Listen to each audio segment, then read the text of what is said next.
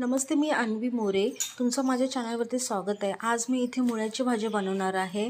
सर्वप्रथम मी इथे मुळ्याची जी पानं आहेत ती स्वच्छ धुवून घेतली आणि मुळासुद्धा स्वच्छ धुवून घेतला. आणि आता मी इथे मुळ्याची पानं बारीक चिरून घेणार आहे आणि जो मुळा आहे तो मी किसणीने बारीक करून घेतलेला आहे. आणि आता मी ही भाजी तव्यावर करणार आहे. पालेभाजी ही तव्यावर केली तर खूपच चविष्ट लागते. तर सर्वप्रथम मी याच्यामध्ये तेल घातलेलं आहे. तेलामध्ये कांदा, मिरची आणि लसूण सुद्धा घातलेला आहे.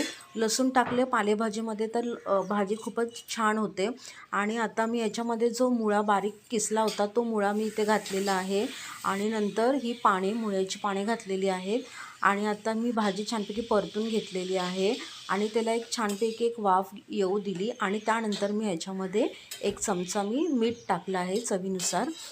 आणि त्यानंतर मी ओलं खोबरंसुद्धा किसून टाकलेलं आहे आणि एकदा पुन्हा छानपैकी परतून घेतलेलं आहे. आणि आता आपली ही मुळ्याची भाजी तयार आहे.